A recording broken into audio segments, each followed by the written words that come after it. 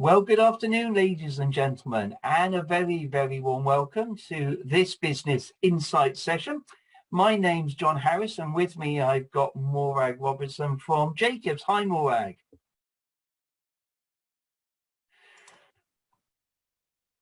What we'll be doing today on this climate and logistics discussion session is just having a little bit of a conversation about professionals involved within supply chain and logistics. Both here in the UK and internationally. I'll be sharing some of my insights, and I've got Morag with me sharing from the consultancy viewpoint some of her views around the fundamental importance of global green responsibility and drawing on her own wide professional background. One of the challenges I guess we're all facing is how we can be more sustainable in the long term. COVID has really focused this, but as a sector, the transport and logistics really could more aggressively tackle procurement, logistics and transport decision making. Time is not on our side in terms of net zero. And although many companies have quite meaningful corporate social responsibility policies, taking our global responsibility seriously is a really, really key thing we need to focus on. So, as I said, my name's Jon Harris. I'm the International Education Lead at the Chartered Institute of Logistics and Transport. So we specialise in professional development of our members, not just qualifications, but very importantly, continuing professional development, enabling and training people in the logistics sector to be competent and to really be able to be hands-on, be able to problem solve and be able to cut in there when it counts. I'm going to be doing a short presentation just to set the scene and before we have a bit of a chat with Morag. But for now, Morag, perhaps you could just say a little bit about you, what you do at Jacobs and how your role touches on sustainability.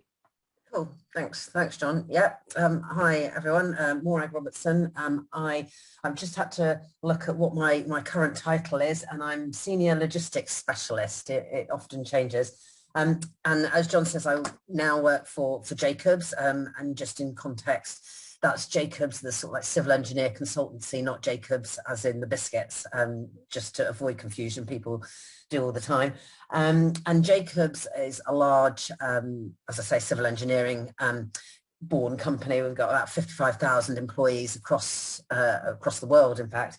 And I guess one of the opportunities that we see as a business is the whole challenge of sustainability. And whilst we are looking at things like building bridges and building roads and that sort of like bread and butter of what civil engineers do, we also look at the opportunities that the new world presents to us in terms of sustainable cities, sustainable rural solutions. So we don't just look at building new stuff, but it's also about creating a new way of working and operating that allows us to be a bit more sustainable.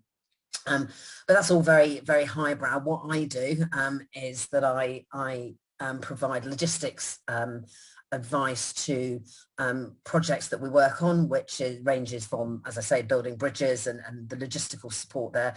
But my main work is working with local governments and regional transport bodies to help them to understand the nature of logistics and freight and how they need to develop policies and interventions that support that industry and support that industry in delivering its responsibilities in regard to decarbonisation and the environment agenda. And as individually, personally rather, my interest is in the sustainability arena. I was the environment manager at Sainsbury's back in the day, and my degree is in environmental management. So my heart is in the environment and delivering sustainable solutions. And I'm very excited to work in an industry where we've got lots of opportunities to do things differently. So yeah, that's kind of me.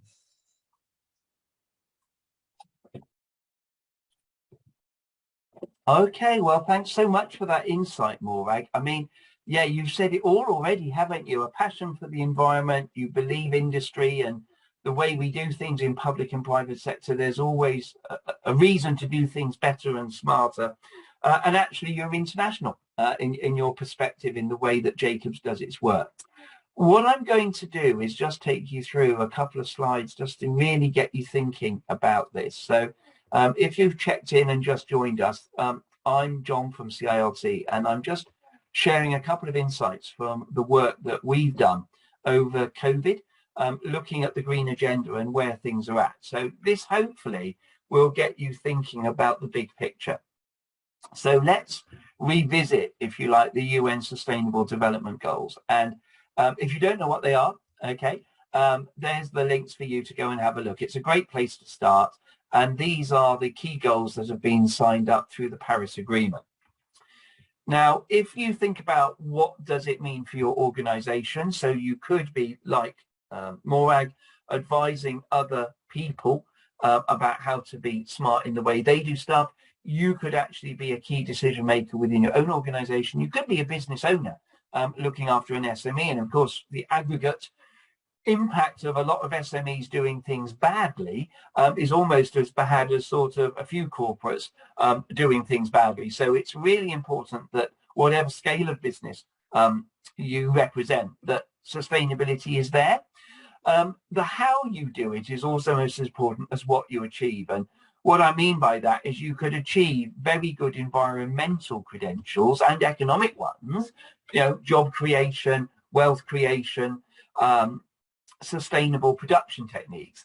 But actually, putting it bluntly, the people side of it may not be that good. You may not be in a situation where staff are being listened to, where there's quite a lot of staff attrition and not much retention. So therefore, the kind of ethos of environmental value and responsibility, yes, it's mirrored in environmental impact or economic output, but it's not seen in the way you do it. So really important that how you do sustainability and how you approach it is as important as the end golden figure about carbon or whatever. So we did some work as the Chartered Institute of Logistics and Transport during COVID to look at the issues around the Paris Agreement and which of our CILT countries were being quite aggressive and good about this and which ones weren't. And this was quite interesting because what it showed is that most of our places where we operate as a professional body around the world had signed up to Paris Agreement. You know, there's very few that hadn't. But when we started to look at the difference of employment against unemployment, and the chart on the left shows the employment to population rate of OECD countries that have CLT country presence, and you'll see that there were some challenges, but not very many, about 16%. But actually, when you look at unemployment for countries that are out of OECD, you'll see that 43, nearly half, had significant challenges. And that's a very, very different story. If we show that in a different way, the picture on the left with the money bags shows the percentage of the population in CLT countries living in poverty. Okay, so red is bad and green is good. Now let's compare that to the Logistics Performance Index, and you can see quite a close correlation that the green ones kind of match the green, but a lot of the amber ones on logistics performance, there are actually still significant issues around poverty.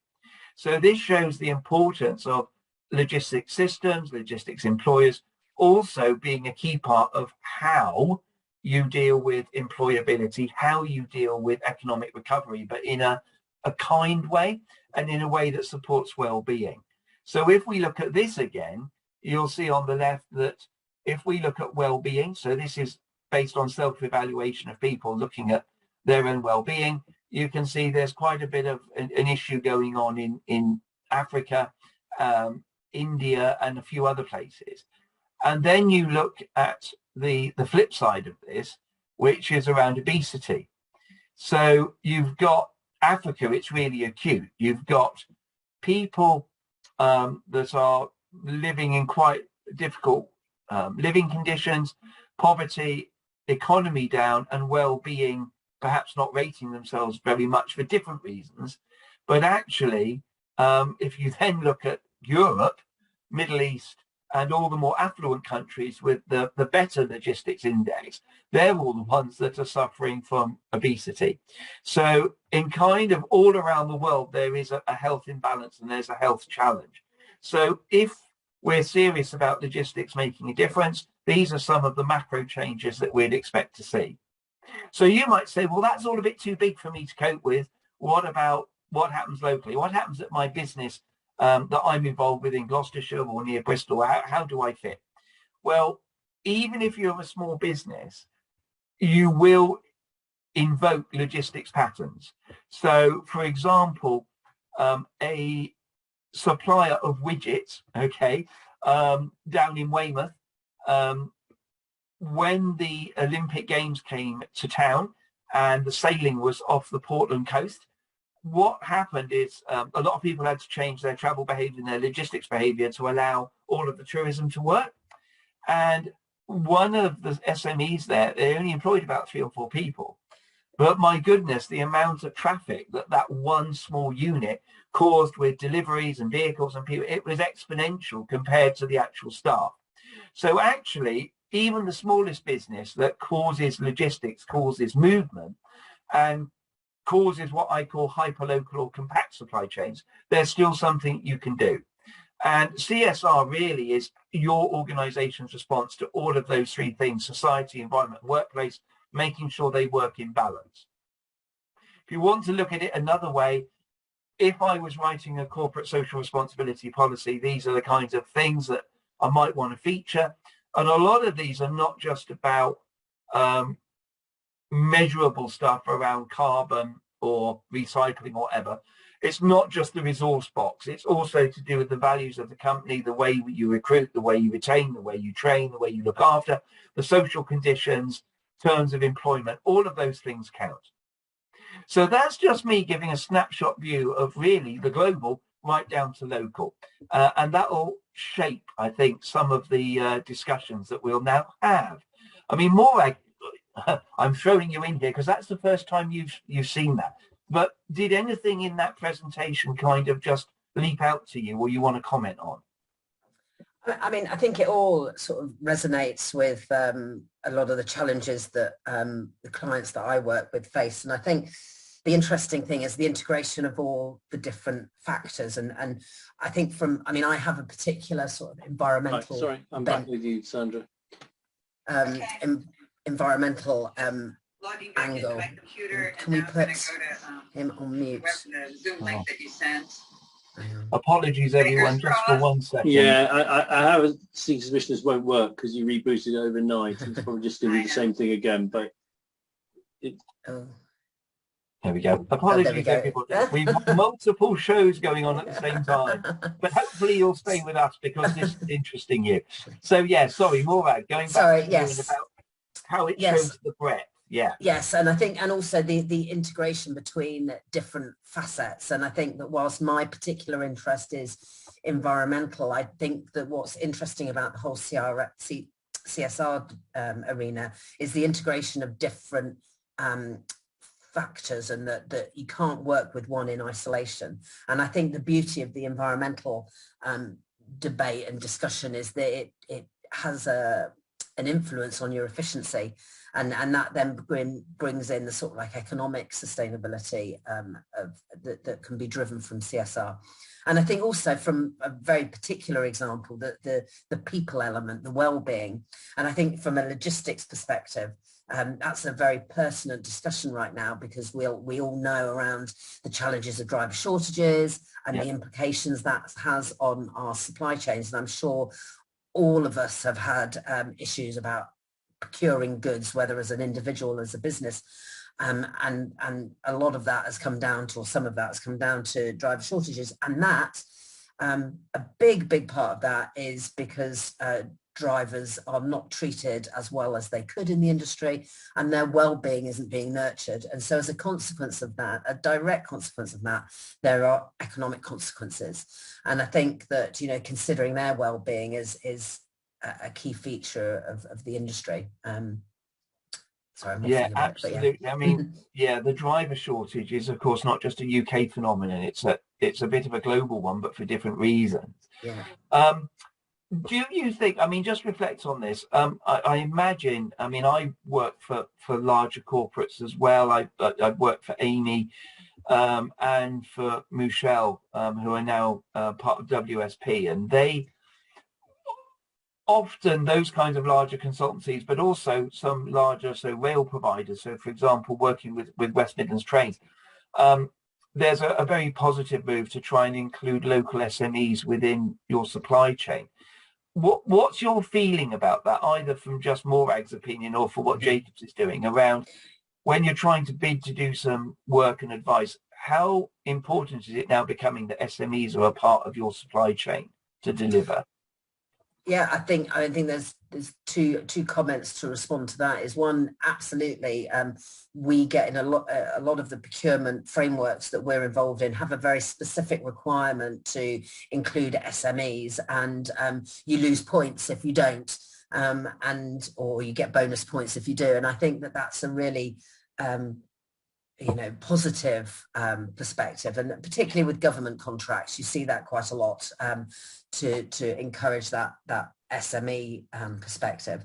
And I think that the other perspective that I think around procurement is not just SMEs but more local orientation, and a lot of the challenges that we see around the environment and how we can support environmental procurement is specifying local procurement to almost stop the requirement to move products around quite so much.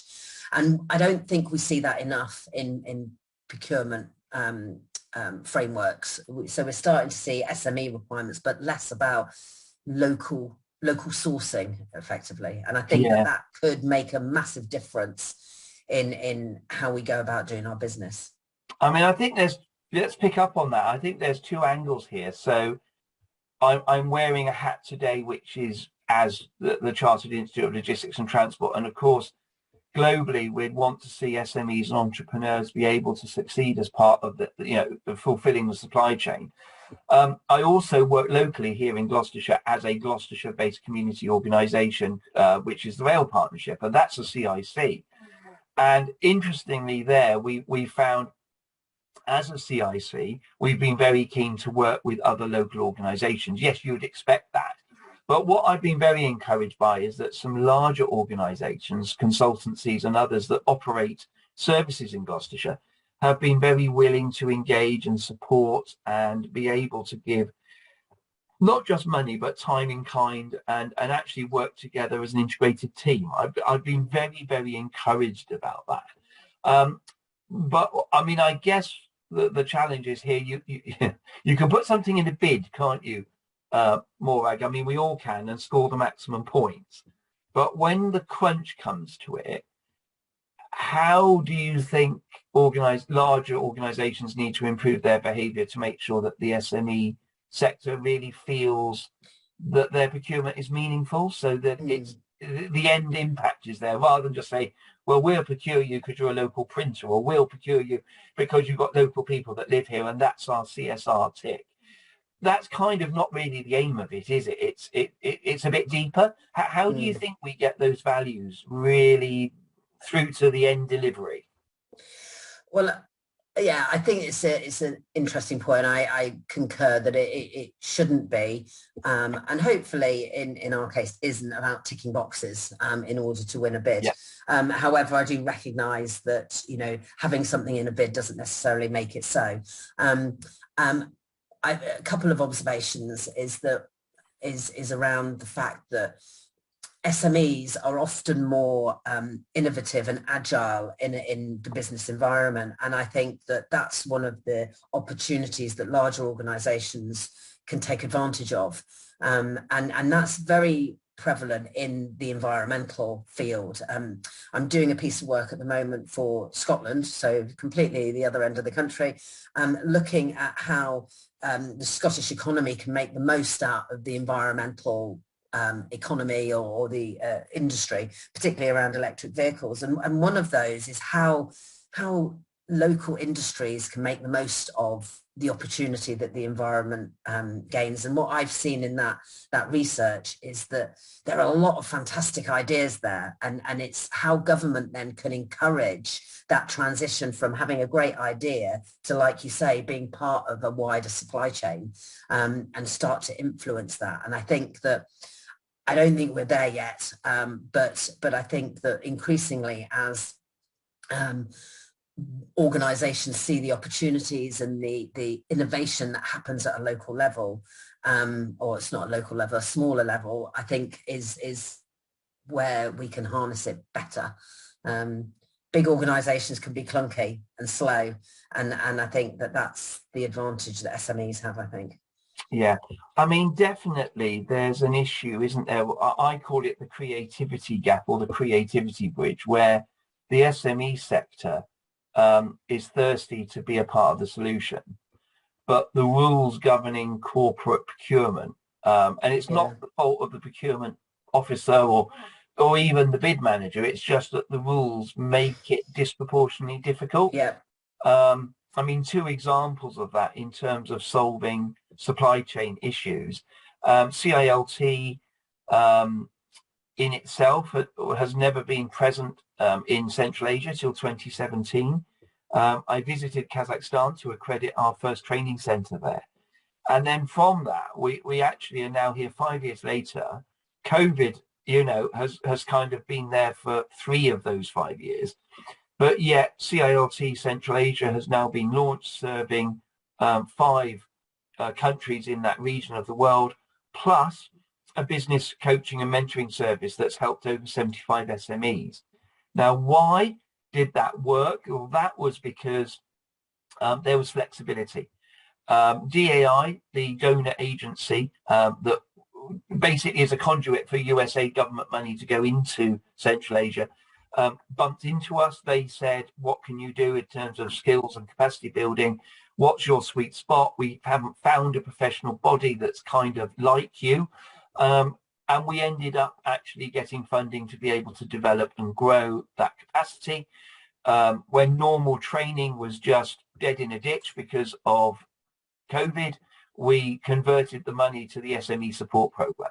So being able to do that and having a very flexible client allowed that to happen. A similar challenge is in the humanitarian sector. So there is now a set of standards that we've been involved with called the Universal Logistics Standards. They are global logistics standards for humanitarian practice. And a key part of that was trying to make sure that procurement, particularly with organizations that were run and owned by women and SMEs that would provide local aid like water, medical supplies, that they weren't somehow by the rules just priced out of the market or excluded from even being able to bid because it was all too difficult to fill all the forms in, and trying to strip out that bureaucracy. So actually the people that are there on the ground that know the communities that they want to serve, actually they're the ones that are actually favoured in the bid structure, not the ones that disengage. And in particular, women cooperatives were the ones that were struggling to gain access. So there's just 2 examples there, but I guess we can think of many more where we could push the door open a bit more widely, couldn't we, Morag?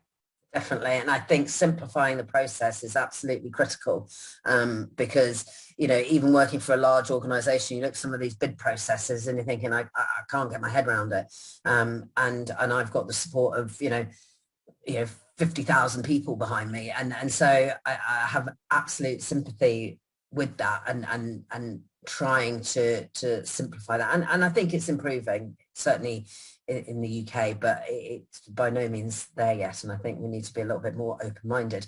But I suppose, in terms of what we can do about it, I suppose and I'm thinking about, how is that relevant to what SMEs can do? And I guess it's the way in which we all procure, whether you're a 50,000 employees or 500 or 5, it's how you buy your goods and services, and you can instill some of those disciplines within your own operation, and have that influence. And you see it all the time in terms of local sourcing, but it's not just about local sourcing, it's about finding the right expertise, you know, in your supporting sort of small businesses.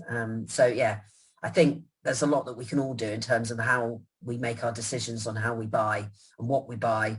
Yeah, so yeah. No, that's fantastic. No, thank you for that. I mean, let's now just move it on to something else now, which is around training and skills development. I mean, reflect on this either from your own angle at Jacobs or from the clients you're working with. What do you think the role is of training and skills development to take climate change seriously? I mean, again, doing a course on it doesn't mean you behave like it, but do you think that there's more that could be done in this area?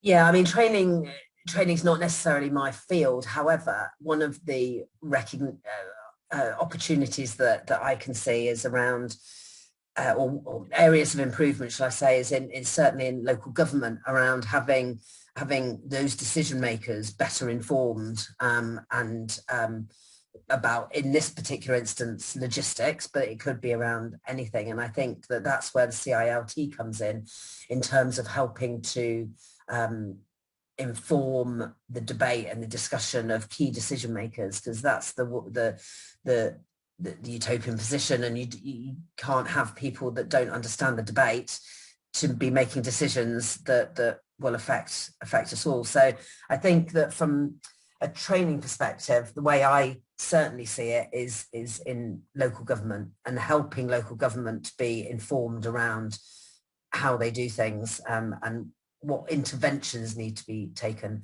And the other thing that's a challenge, I guess, I don't know what the answer is, unfortunately, is the fact that the solution to some of the environmental and sustainability challenges is new, and so you have to continually learn about what's good now is not necessarily good going forward. And I suppose it's all our responsibilities to make sure you remain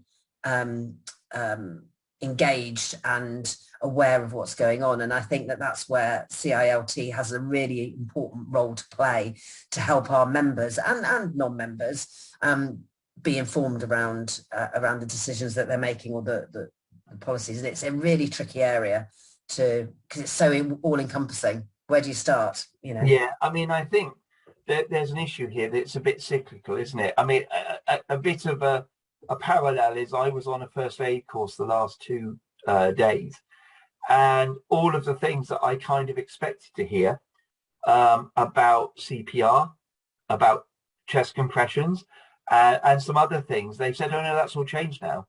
The way that you now should do it is not like this. And even if you're trying to shock someone using a defibrillator, where you put the pads used to be here, and now it's a different location on the body to optimize the current through the heart. Now, what's really interesting is that, you think once you've done first aid, I've done it and I don't have to go back. But actually, that's why you have to go back every 2 years and refresh and refresh and refresh. So it's a bit of a parallel around first aid for our planet, which is things will keep changing. And actually, just because there was a position statement or a policy or something on it, like 2 years ago, doesn't mean that that's now the case. Interestingly, if any of you watching are interested, the CILT in the UK produced 2 policy papers, if you like. One looking at the road to net zero, which was strategic and looked right across freight, passenger transport, etc. And the other one, which I think, Morag, you were quite instrumental in as well, was one looking at rural issues around carbon, and where actually cars and lorries kind of are the mainstay of how we move about. And those 2 documents, if you're interested in understanding that, they were only published quite recently, within the last year, 18 months. But yet again, our policy committee and all of our research panels within CILT, they're not going to be sitting around going like, well, that's fine for 10 years. They're going to have to be refreshing it continually. And as a professional body, us pushing that awareness, that consciousness of consequences out to our members. Is there anything you want to add on that, Maura, particularly about the work on the policy documents? Sorry. Yeah, I think the other things change so quickly, And in the environmental and sustainability arena, that is never more true. So what was true 5 years ago, let's say around electric vehicles, I'm using that as an example just because it's one of my projects at the moment. What was true 5 years ago is not true now, and certainly won't be true in another 5 years' time. So if you're, for example, looking at your fleet, you know, don't just assume that, well, that's what it was the last time I researched it. And that's one of the challenges is keeping up with the current thinking and the thought leadership that's happening in particular areas. And I think that's a real challenge for all of us. So yeah, I was involved in that, the rural paper, and you know, it's already different because we've got the new census data coming out, for example, that may well change the shape of where people are living and how people move around, and how does that therefore change government policy on the sort of things that we should be doing and what are the consequences of that. So I think, yeah, keeping up to speed is really important, and don't just assume that just because it was that way last year or 5 years ago that it still is now. Yeah, absolutely. I mean, I think one of the things that is it's not frightening, but we have to be realistic about is what I would call D-Day dates. So a good example of this is around low carbon or no carbon public service vehicles, so buses not being diesel or etc. and electric or whatever from 2040. What's the life cycle of a bus? I mean, you can keep a bus going on the road for 15 years. So actually, that means that are people going to start buying electric or hybrid from actually 2 or 3 years from now? Yes, possibly. If the pricing is right and the affordability is there, it's not that at 2040 suddenly people will stop buying them. You know, there's a 15-year kind of warning horizon. So things might seem a long way away, but actually they're, in some cases, they're quite immediate, aren't they, Morag? Definitely. And you know, in order to meet some of the deadlines that have been imposed, we need to start changing now because of those procurement cycles. And I think that's really true. And that really resonates with a lot of the conversations that I have with government bodies around you need to be supporting decisions now that are going to have consequences 10 years ahead.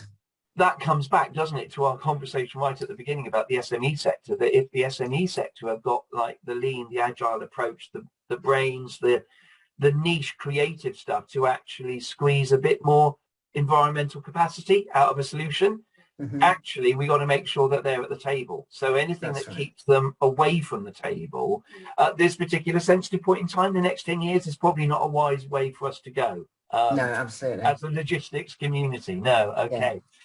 Yeah. Let's just go to a final couple of things. We talked about speed. You just said with your own words, change is now some of this because of the deadlines.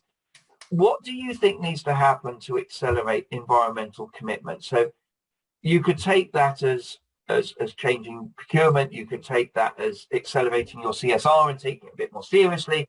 You could take it as staffing up to cope with this kind of level of activity. But what do you think needs to change in the way we do logistics or project management to support this? Well, I think that there's a couple of observations that I would make around speed of change and what do we need to do to speed things up. And I think that the first is participation and engagement. And I think that there's two things here. One is involving the right people in discussion. So the government issues consultations, for example, a lot. And there's two things there. Is one, we should actively participate in that, whether you're an SME or a professional body or a larger organization, is because that's your opportunity to have your say and get involved in the debate. So I think participation is really key, and we ought to do that. We have a responsibility to, we can't blame government for not doing stuff if we're not helping them and engaging and explaining how things work. And that's one of the mechanisms that we have, and I run engagement workshops quite a lot on various projects that I work on, and the freight and logistics industry is notorious for saying, well, nobody ever asks me what's going on, and yet I run workshops and we don't get people turning up, and that's the greatest frustration, because this is your opportunity to get involved. So my first thing is, what do we need to do things quicker? We need to get involved, and we need to respond to consultations, or get involved in the debate. And that's the first one. And the second one is around collaboration. We need to work better together. And I think that can be SME working with SME. It could be going back to your point around how larger organizations interact with SMEs, or it might be around how business interacts and collaborates with government. But I think that's really key. And because we're all too easy to go into our silos, but all the issues that we talk around in terms of CSR or sustainability is, you can't be siloed, because the issues are across the board. And the worst thing in the world to do is to take action in one area and have an unintended consequence on another, because you haven't thought things through. And that's where I think that, that collaboration is really, really important. And we can all do that. Absolutely. I mean, the how you do it is very important. And I think you'll agree, Morag, that traditional consultation methods kind of don't wash anymore. So the people that say, well, we're not being asked, actually, it's not just about are you being asked, but are you being asked in the right way? If we take it down to a human level, there's some work that we're doing in Gloucestershire at the moment with the Rail Partnership, which is called Connecting New Communities. And this is looking specifically at the challenges facing new communities as people move in, but with the added issue that COVID has kind of been a bit of a deterrent for people getting out and about and meeting and forming social networks. So almost they've got a nice house, but they're not really feeling connected, because when they arrived, there was nothing going on. All the clubs and societies were shut. There might have been the odd running club, but that's about it.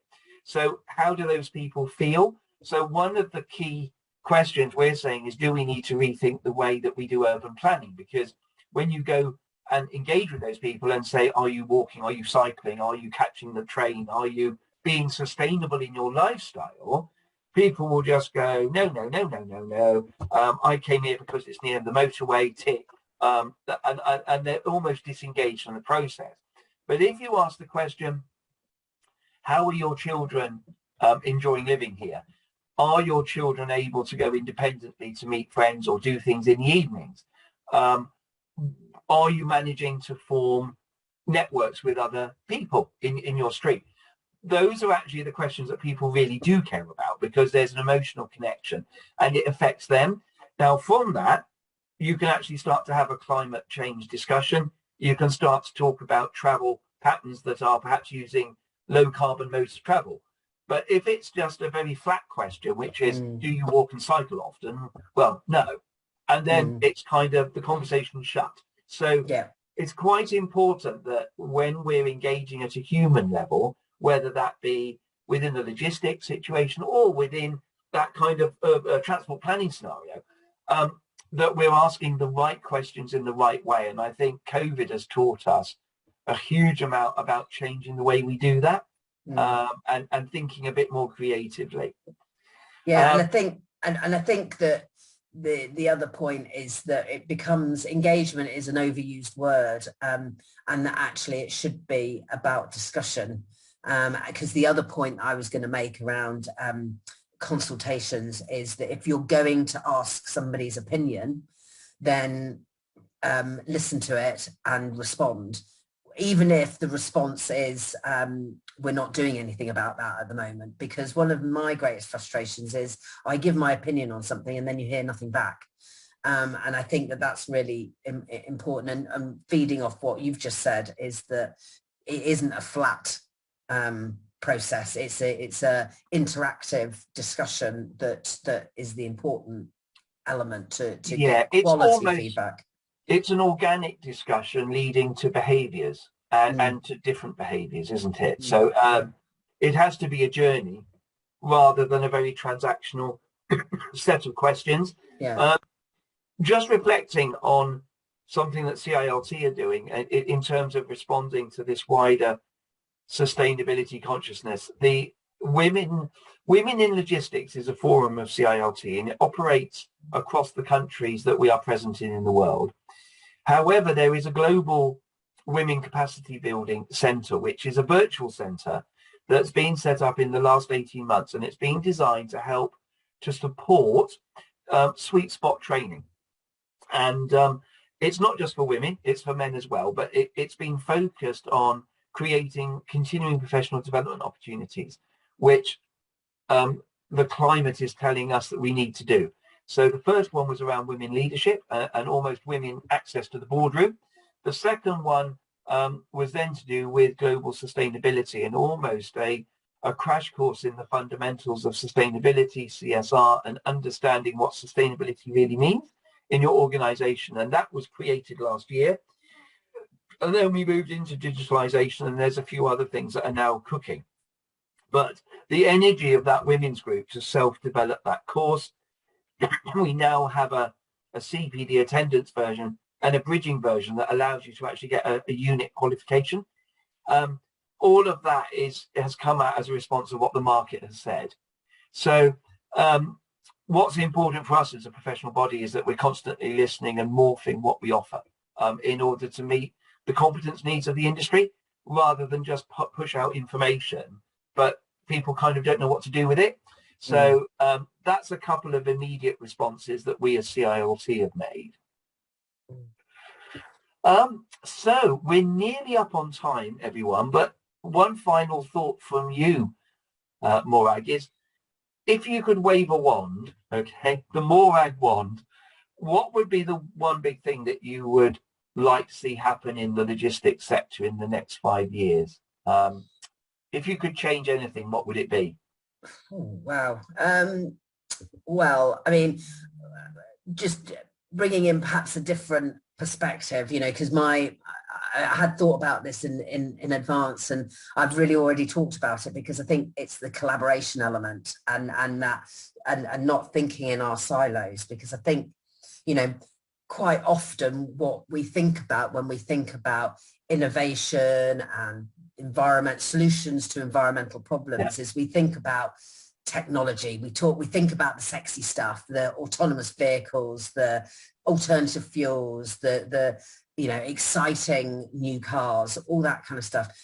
And 2 points. One is that it's not just about that. There's so much we can do that's within our own gift, and it's about the perhaps slightly not so exciting stuff about process.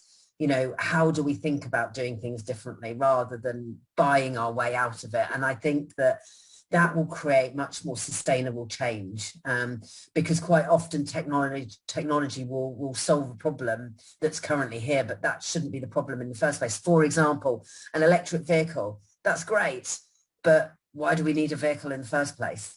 Why are we not thinking differently about the processes that we involve about moving around? How do we do that differently, you know, particularly around the movement of goods? So I think that the first thing is that don't always assume that technology is going to get us out of this problem, that actually it's how we think and how we do things differently that could be the solution. And the other point, sort of like slightly building on that, is that, you know, particularly in the logistics industry and particularly within the professional environment, is that we're a bunch of professional, smart people, that we have it within our gift to solve some of these problems, and businesses are often much better at solving problems than governments. And so therefore, whilst, you know, obviously, undeniably, the government, whether it's local, regional or national or international governments, have a massive role to play. I think the real solutions live from or will be born out of what we do as businesses, because those are going to be the ones that will be much more sustainable in the widest sense of the word. Yeah. So yeah, absolutely. What a good answer, Maura. Thank you. I mean, I think in closing from our side, I think for me it's the how of sustainability rather than just the what. Because if we focus on the end goal and an indicator, we'll kind of miss, or we'll do it in the wrong way. We'll do it in a way that achieves it, but then it's not sustainable, as you said. So I think for me it's the how. For me, collaboration in a slightly different way. I would love to see the way we do engagement move across, I think, to your words, to that meaningful discussion. I'd like to see that come about in the way we procure, the way we make decisions during a project, the way that we enable SMEs to be a real embedded part of what we do. And also allows when we're actually looking at the customers, whoever that may be. So it might be a business to business relationship, might be a business to consumer one, but we're actually asking the right questions. And through that, we can actually hopefully achieve reduced carbon just through natural kind of realization rather than forcing people through very tight controls. Okay. So one final thing from me, if you've been kind of a bit inspired, a bit interested in what you've heard and want to understand a bit more about what's happening in the logistics world, you can check out CRT International. That gives you a big profile of what's happening globally, and that's at www.ciltinternational.org. And then, of course, if you want to find out what's happening here in the UK, including what's actually happening in the Southwest region or more locally, you can go to www.ciltuk.org.uk. And there you'll actually be able to download some of the policy and position papers that I mentioned earlier about net zero. And you'll be able to see some of Morag's writing as well. So we've come to the end. Thank you. That was 3/4 of an hour. It whizzed by, didn't it, Morag? So it certainly did. Thank you so much for being in conversation with us today. For those of you listening, we hope that you took away something that will spur you on to think about procurement, think about small enterprise. If you're a small enterprise, how you might address some of these issues in the way you operate, and also how the climate is everyone's responsibility. So with that, it's a big goodbye from me and a big goodbye from... Bye. Okay, thank you, everybody. All right. Thanks very much. Bye.